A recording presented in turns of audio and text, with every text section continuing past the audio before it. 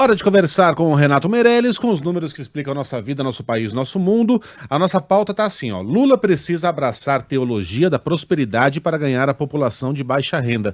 Quando a gente leu teoria da prosperidade, obviamente pensamos em grupos evangélicos.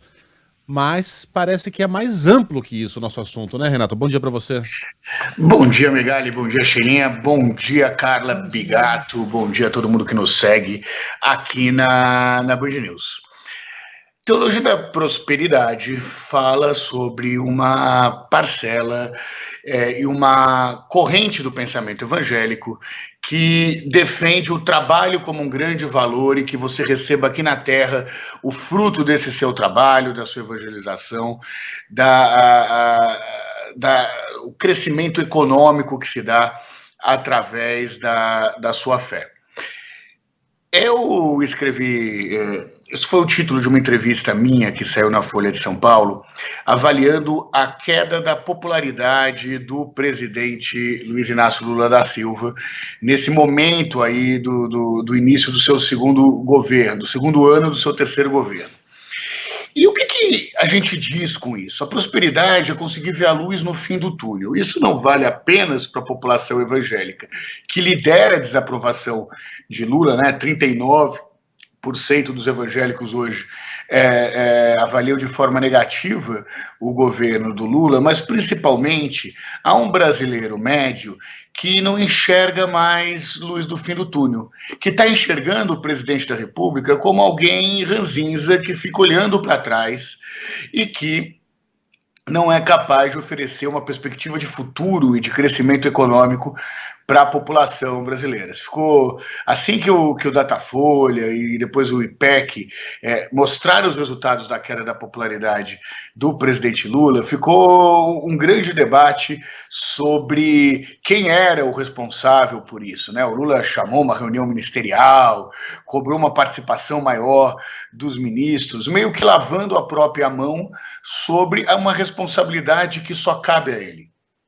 Lula é maior que a esquerda, Lula é maior do que o PT, portanto, só Lula é o responsável pela queda da sua popularidade. Ô Renato, e quando a gente ouve, né, isso e essa própria teologia aí da prosperidade, embora fale bastante com o público evangélico, fala muito com a classe média também, né? Porque tem ali um eleitor médio que fala, só pensa em políticas para os mais pobres, é minha casa, minha vida para quem não tem onde morar, e para mim, e para a classe média. Bolsa migalha, bolsa esmola. Exatamente, isso, só dá esmola para os outros, e para mim, eu nunca sou contemplado com nada. Classe média também entra nesse bolo aí, né? Super entra.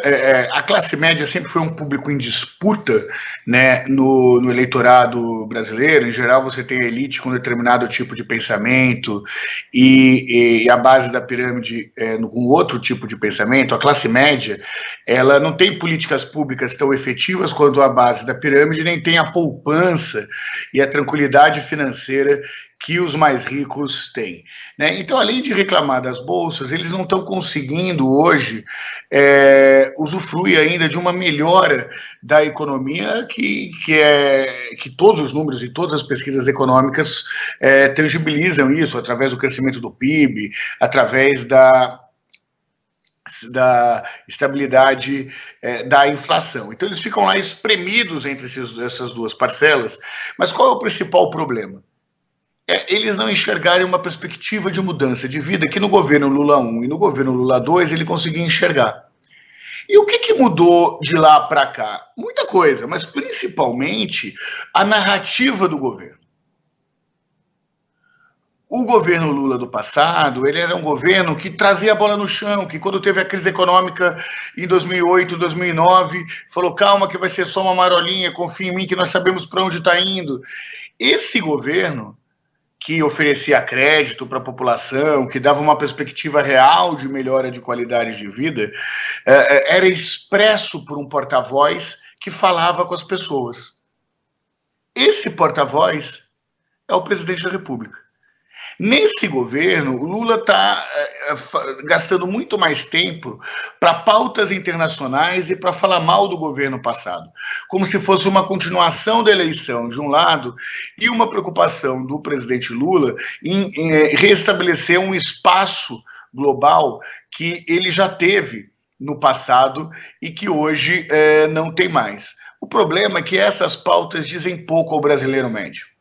Essas pautas não oferecem nenhuma perspectiva de futuro e as consequências dessa falta de narrativa, dessa desconexão com o pensamento do brasileiro médio é o que tem sido o grande responsável pela queda de popularidade do presidente. E teve uma pauta que foi levantada ainda durante a campanha eleitoral e que ficou uma marca importante em termos de cobrança até do presidente Lula, que é da picanha e da cervejinha.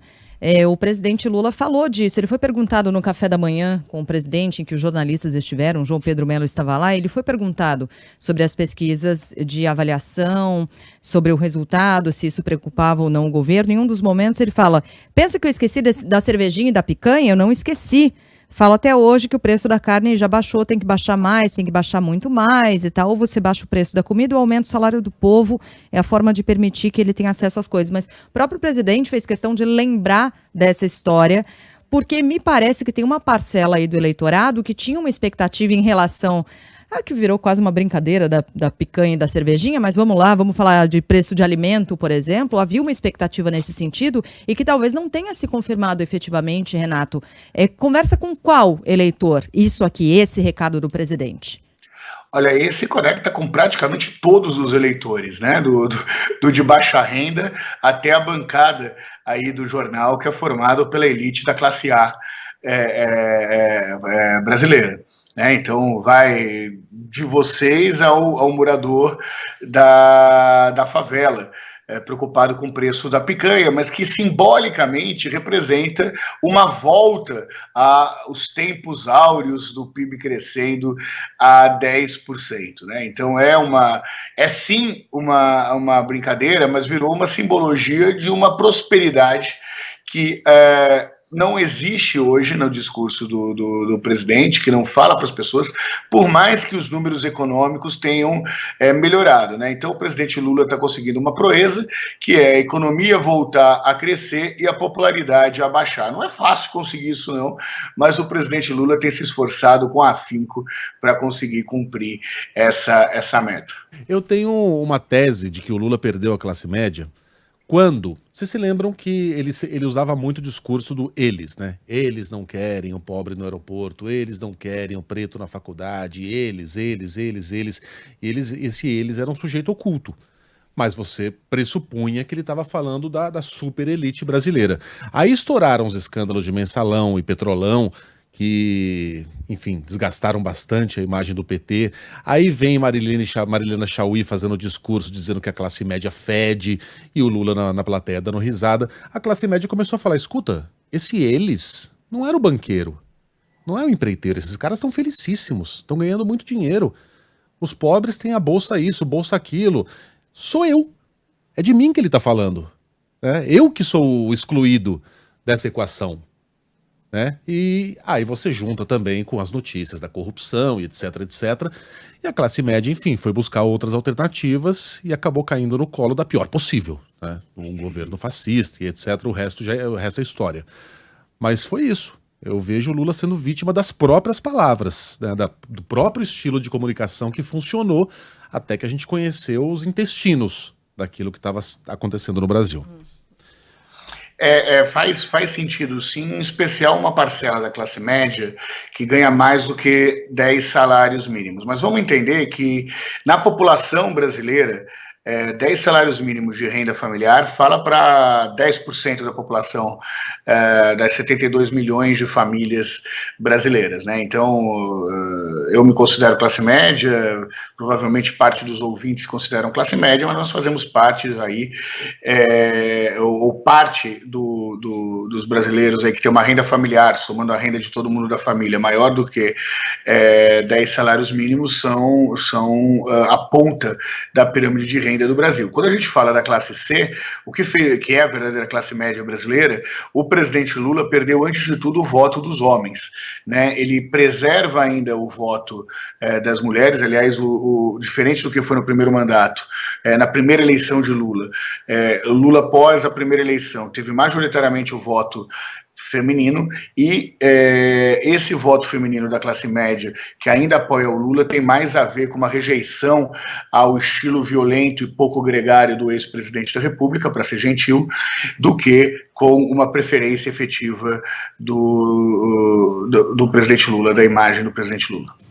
Renato, sempre um prazer, parabéns pela virada de ontem, estupenda. Nossa. A gente se fala novamente semana que vem, até. Eu adoro esse jornalismo fantástico que vai em foco, na verdade, factual, e que reconhece a superioridade do melhor. Legal, Renato. Até semana que vem. Valeu, Renato. Tchau. Beijos!